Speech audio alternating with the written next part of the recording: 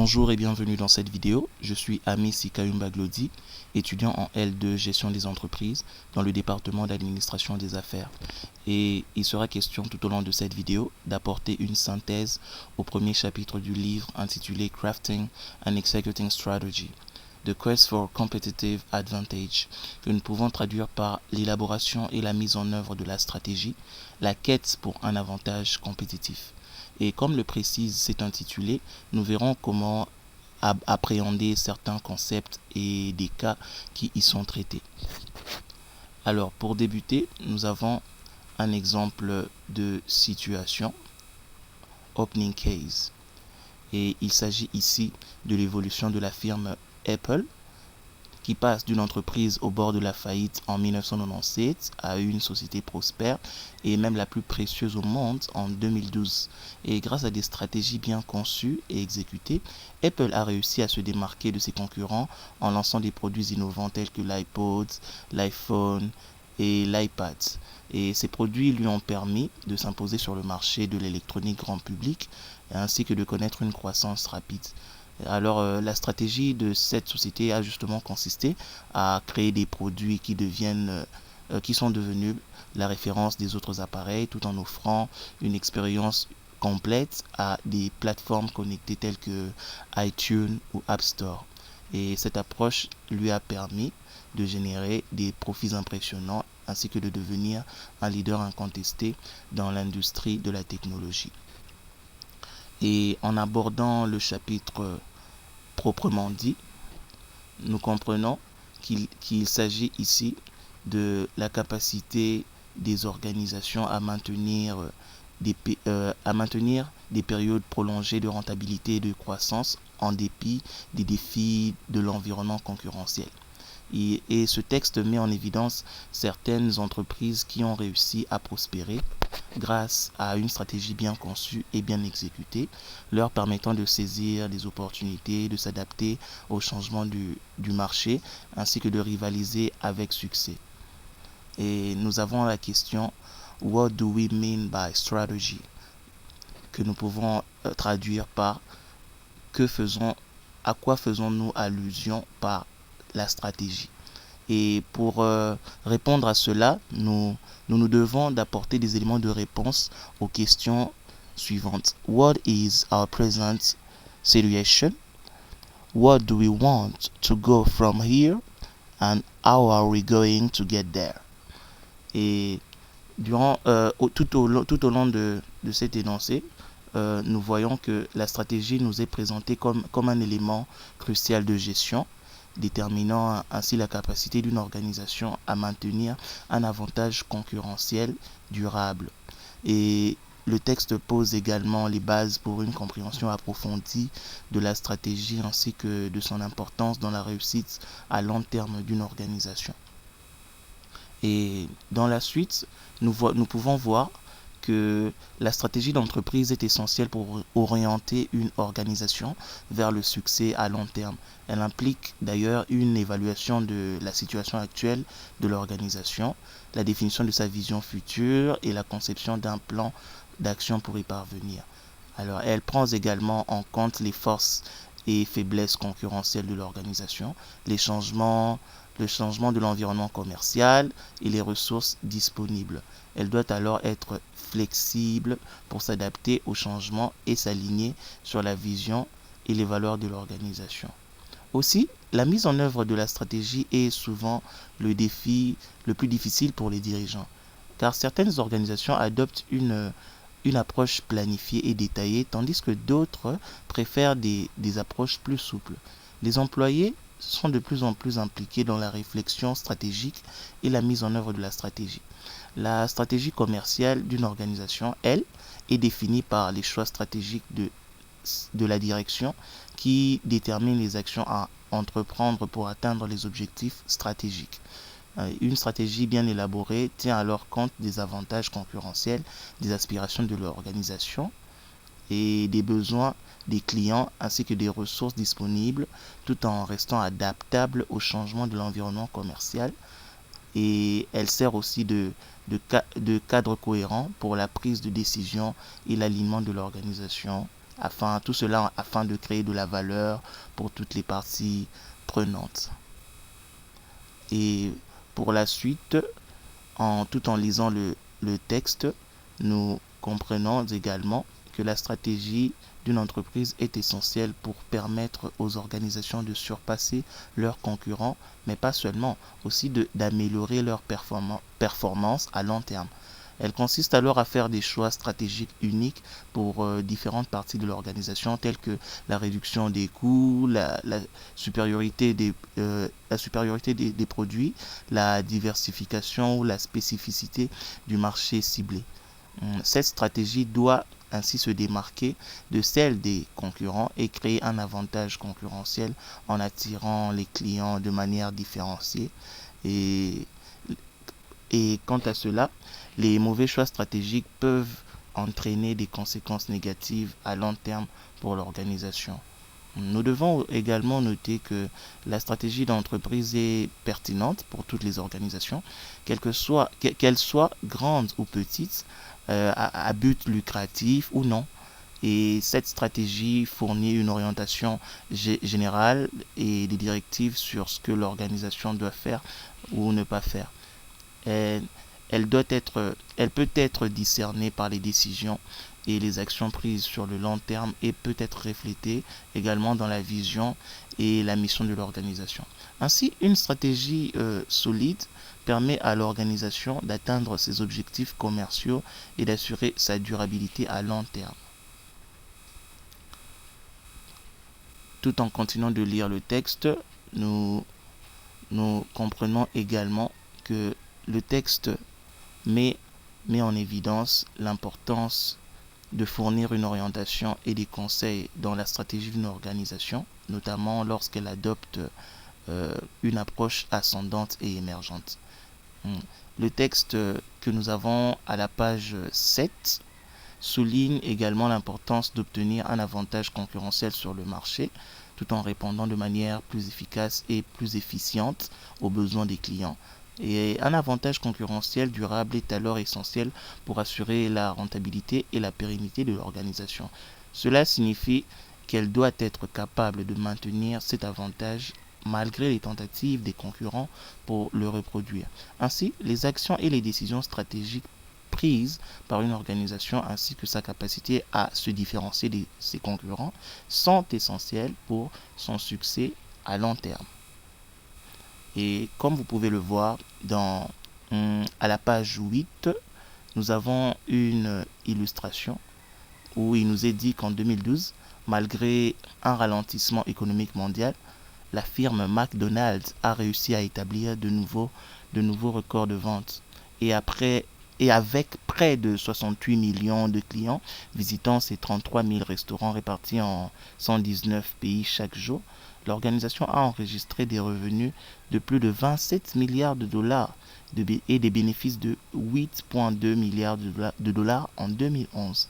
Nous lisons également que McDonald's a pu maintenir ses ventes grâce à sa stratégie bien conçue et mise en œuvre appelée Plan to Win, qui mettait l'accent sur l'amélioration continue des opérations de restauration, des prix abordables, une grande variété de menus et d'options de boissons, ainsi qu'une expansion continue à l'international.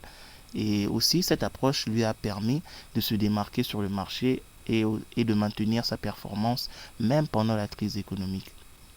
Alors, pour atteindre ces objectifs, la firme McDonald's a dû mettre en place des programmes de formation pour améliorer les opérations de ses restaurants, tout en investissant dans le développement de ses employés et en optimisant ses coûts d'exploitation. En optimisant ses coûts d'exploitation, bien évidemment. L'organisation a également élargi son menu pour offrir une grande variété de choix de plats et de boissons, notamment des options plus saines, tout en maintenant des prix abordables. Et nous notons également que McDonald's a investi dans la rénovation de ses restaurants et dans l'expansion à l'international en se concentrant sur les marchés émergents tels que la Chine et la Russie. En résumé, McDonald's a réussi à prospérer malgré les défis économiques grâce à sa stratégie Plan to Win, comme dit précédemment, axé sur l'amélioration continue, l'adaptation aux besoins des consommateurs et l'expansion internationale. Tout en lisant la suite, nous comprenons que le texte parle de l'importance des éléments de stratégie dans la création d'un avantage concurrentiel durable pour une organisation. Et contrairement aux éléments temporaires, les éléments de stratégie donnent aux acheteurs une raison continue de préférer les produits ou services d'une organisation par rapport à ceux de ses concurrents. Cela permet à l'organisation de se démarquer et d'attirer les clients, ce qui conduit aussi à une rentabilité à long terme supérieure à celle de ses concurrents. Aussi, nous pouvons voir que dans ce texte, il est aussi question du concept d'hypercompétition qui décrit les environnements industriels caractérisés par une concurrence intense et des perturbations fréquentes. Et dans de tels environnements, il est difficile pour une organisation de construire et de défendre des positions à long terme. Et il y a alors un cycle constant de manœuvres agressives pour obtenir un avantage compétitif temporaire. Certains experts soutiennent ainsi que la crainte de l'hypercompétition peut en réalité provoquer cette concurrence excessive, tandis que d'autres soulignent la nécessité pour les organisations de se concentrer sur la création d'une position unique et ne pas s'engager dans des changements constants qui pourraient être coûteux. Tout cela nous est donné en faisant la lecture de cette page, et en arrivant à la page numéro 10, nous voyons qu'il est mentionné que les environnements compétitifs, hyper compétitifs, sont une réalité dans les économies développées et émergentes. Plusieurs études ont d'ailleurs confirmé cette tendance, montrant que cette concurrence intense ne se limite pas qu'aux marchés développés, ne se limite pas au marché développé, mais existe également en Amérique latine. Et certaines industries sont plus sujettes à l'hyperconcurrence en raison des changements fréquents dans les conditions de marché, les technologies ainsi que les initiatives des concurrents. Cela nécessite alors une adaptation constante de la stratégie des organisations pour rester compétitifs. Et cet énoncé souligne également que la stratégie d'une organisation évolue au fil du temps en réponse aux changements. Les entreprises doivent être prêtes alors à modifier leur stratégie en fonction des conditions du marché, de la technologie, des initiatives des concurrents, des besoins des clients, des opportunités des marchés émergentes. Et dans les industries caractérisées par un changement rapide, nous pouvons voir que les organisations doivent souvent ajuster leur stratégie plusieurs fois par an. En résumé, la stratégie d'une organisation est à la fois proactive, c'est-à-dire visant à améliorer la performance et obtenir un avantage concurrentiel, et aussi réactive, c'est-à-dire adaptée aux développements imprévus et aux nouvelles conditions du marché. Et tout en continuant la lecture, en arrivant à la page numéro 11, nous pouvons voir que ce texte traite de la relation entre la stratégie et le modèle économique d'une organisation. La stratégie proactive ou délibérée est composée d'éléments de stratégie planifiée et mise en œuvre selon un plan établi. Cependant, la stratégie réactive, elle, se compose de nouveaux éléments de stratégie qui se manifestent en réponse au changement des conditions. Et la stratégie globale d'une organisation est souvent une combinaison des deux, avec des ajustements réactifs en fonction des événements imprévus. Le modèle économique, quant à lui, définit comment une organisation génère des revenus en mettant en œuvre sa stratégie. Il comprend la proposition de valeur pour les clients, c'est-à-dire les avantages que le produit ou le service de l'organisation apporte aux clients, ainsi que le modèle opérationnel qui décrit comment l'organisation fonctionne pour fournir ce produit ou ce service et ainsi générer des revenus. Alors, lorsque nous arrivons à la page numéro 12, nous voyons qu'il nous est posé une question. What makes a good strategy? Alors, Pour répondre à ces questions, nous avons ici des tests, des tests par lesquels l'organisation doit passer pour, pour vérifier l'efficacité de sa stratégie. Et le premier test que nous avons est celui de cohérence. Le test de cohérence qui consiste à évaluer si la stratégie est cohérente dans sa logique et dans l'alignement de ses actions. Cela signifie que les différentes composantes de la stratégie doivent être intégrées et interconnectées de manière à soutenir un objectif commun. Et comme deuxième élément, nous avons le test d'avantage concurrentiel qui évalue si la stratégie permet à l'organisation de se démarquer de ses concurrents et ainsi de créer une proposition de valeur unique pour ses clients. L'organisation doit alors être capable de fournir quelque chose de différent ou de mieux que ses concurrents, ce qui lui donnerait un avantage concurrentiel sur le marché. Et comme troisième test tel que précisé et expliqué dans l'énoncé, nous avons le test de performance qui est utilisé pour évaluer les résultats de la stratégie au fil du temps. Il permet de mesurer si la stratégie génère des résultats financiers solides ou si elle atteint ses objectifs ou encore si elle permet à l'organisation de surpasser ses concurrents. Et en réussissant ces tests, une stratégie a le potentiel d'être considérée comme une stratégie gagnante. Cependant, il est important de noter que la réussite d'une stratégie n'est pas garantie et qu'elle peut nécessiter des ajustements et des modifications au fil du temps en fonction des conditions changeantes du marché et de la concurrence.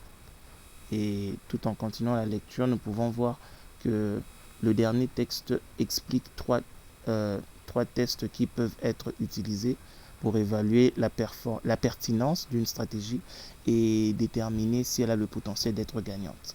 Le test de cohérence, comme expliqué précédemment, se concentre sur l'intégration et l'alignement logique des différentes composantes de la stratégie.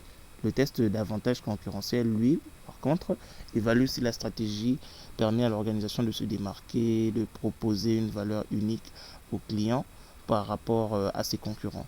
Et le test de performance, c'était en dernier, mesure les résultats de la stratégie au fil du temps, notamment en termes de résultats financiers et de capacité à dépasser la concurrence.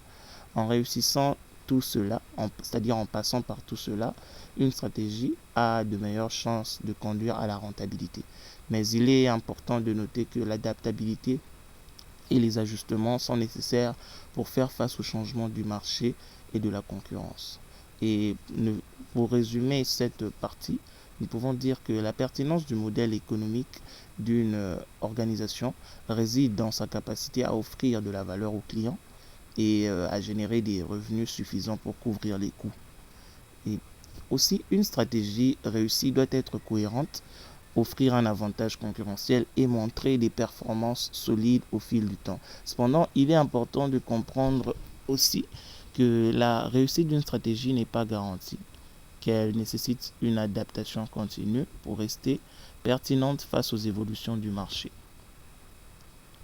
Alors, lorsque nous continuons la lecture, nous pouvons voir que dans le tableau où il est écrit Illustration, il nous est présenté deux entreprises de services financiers en ligne, Zopa.com, qui est un site de prêt entre particuliers, et First Direct, une banque en ligne et par téléphone basée au Royaume-Uni. Zopa.com cible les clients recherchant plus de transparence et d'équité dans les transactions financières, notamment ceux des carrières non traditionnelles, ceux ayant des carrières non traditionnelles et ayant aussi du mal à obtenir des prêts auprès des banques traditionnelles. First Direct vise plutôt à convertir les clients des banques traditionnelles en ciblant ceux qui sont pressés par le temps et qui recherchent une expérience bancaire sans tracas. Zopa, de son côté, est une plateforme de prêt peer-to-peer qui met en relation des prêteurs et des emprunteurs. Leur modèle de revenu repose sur des frais facturés aux prêteurs en fonction du montant du préconvenu, ainsi que des frais fixes uniques pour les emprunteurs. Ils externalisent ainsi la plupart des fonctions et se concentrent sur la souscription et la mise en relation des prêteurs et des emprunteurs. Le modèle de coût de Zopa est caractérisé par des coûts fixes relativement bas grâce à l'externalisation, principalement liée au personnel de base et au fonctionnement du site web de courtage. Alors, First Direct, quant à elle, est une banque en ligne qui propose une gamme complète de produits et services, et notamment des comptes courants, des hypothèques, des économies, des assurances et des cartes de crédit. Leur modèle de revenu repose sur l'attraction des clients par le biais des comptes courants gratuits sous certaines conditions pour ensuite les fidéliser et les inciter à acheter d'autres produits. Ils suivent alors un modèle de chaîne de valeur bancaire traditionnelle, mais se distinguent des banques traditionnelles par l'absence de réseau d'agences physiques. Le modèle de coût est caractérisé par des coûts fixes inférieurs en raison de l'absence de réseau d'agences, mais implique des coûts liés au centre d'appel, à la dotation en personnel et ainsi qu'à l'infrastructure informatique pour gérer leur plateforme bancaire en ligne. Et lorsque nous continuons la lecture jusqu'à la page 15, nous pouvons voir que le texte met en évidence l'importance de la stratégie et de son évolution dans la performance d'une organisation. Une stratégie bien élaborée est exécutée efficacement lorsqu'elle fournit une direction claire pour l'avenir, motive les membres de l'organisation, améliore les performances et aide à obtenir un avantage concurrentiel. L'élaboration et l'exécution des stratégies sont des fonctions essentielles de gestion et elles affectent directement le succès ou l'échec d'une organisation. Une bonne gestion se caractérise par une stratégie bien conçue et exécutée de manière compétente, tandis qu'une mauvaise gestion est marquée par un manque de direction, une stratégie défectueuse ou une exécution incompétente. Et cet ouvrage vise à fournir une vue d'ensemble complète dans l'élaboration et l'exécution des stratégies, comme précisé dans ce chapitre, ainsi que des compétences nécessaires pour devenir un penseur stratégique efficace. Alors, tout en continuant la lecture et en arrivant à la page 16, nous avons comme intitulé Why crafting and executing strategy are important tasks. Et nous traduisons cela par pourquoi l'élaboration et la mise en œuvre de la stratégie sont une tâche importante ou sont des tâches importantes. Alors, cet énoncé met en évidence l'importance de la conception et la mise en œuvre des stratégies dans la gestion d'une entreprise. Il souligne que les organisations doivent souvent se battre pour obtenir du capital, que ce soit sous forme de prêts, d'investissements ou de fonds provenant de diverses sources. Et ces ressources financières sont nécessaires pour financer des initiatives stratégiques telles que l'acquisition d'autres entreprises ou le développement de nouveaux produits. Cependant, depuis la crise financière de 2007-2008, les organisations ont constaté que l'accès à ces ressources est devenu plus difficile avec des taux d'intérêt plus élevés et une demande accrue de participation financière de leur part. Par conséquent, il devient crucial pour les organisations de présenter une stratégie solide et convaincante aux prêteurs et aux investisseurs pour attirer les ressources nécessaires. Et dans ce chapitre, nous voyons que l'idée est d'aider à développer les compétences, de nous aider à développer les compétences en élaboration et en mise en œuvre des stratégies. Et en soulignant aussi leur importance pour une gestion réussie. Ce livre invite également les lecteurs à remettre en question certains concepts clés de la stratégie et à adopter des perspectives alternatives. Aussi, offrir des modèles et des cadres simplifiés pour guider les gestionnaires et il souligne également la complexité et l'imprévisibilité auxquelles les organisations sont confrontées dans le monde réel. Et nous notons aussi qu'il propose des débats, des approches pratiques et des points de vue alternatifs pour une meilleure compréhension de la stratégie, ainsi qu'une application plus efficace des concepts dans la gestion d'entreprise. Alors, lorsque nous arrivons nous arrivons à la 18e page. Nous voyons que il nous est présenté un dernier exemple de situation, une illustration où nous voyons les deux firmes Nestlé et Ferrero, qui sont deux géants de l'industrie de la confiserie. Nestlé est une entreprise suisse fondée en 1866 et est devenue le plus grand fabricant des produits alimentaires et des boissons au monde. Son portefeuille de marques comprend KitKat, Smarties, Nescafé et bien d'autres. Nestlé a adopté une approche différente de Ferrero et en ce qui concerne la transparence, autorisant les visites d'usines et mettant l'accent sur le développement durable. L'entreprise s'est concentrée sur la diversification de ses activités et est active dans différents secteurs tels que l'eau embouteillée, les produits pour animaux de compagnie et de nutrition infantile. En revanche, Ferrero, une entreprise italienne fondée en 1946, a bâti sa réputation sur des produits emblématiques tels que Nutella, Ferrero Rocher et Kinder. Mais contrairement à Nestlé, Ferrero a maintenu un niveau de secret élevé tout en refusant les visites d'usines et en investissant massivement dans des méthodes de fabrication avancées.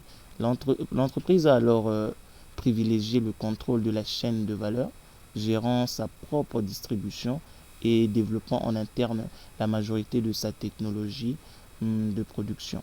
Malgré des approches différentes, les deux entreprises ont, comme nous avons pu le voir, connu un succès mondial grâce à leurs marques emblématiques et à leurs engagements en matière de qualité et d'innovation. Voilà un peu ce qu'a été notre résumé de ce chapitre 1, intitulé chapitre 1 du livre intitulé Crafting and Executing Strategy, The Quest for Competitive Advantage. Merci beaucoup.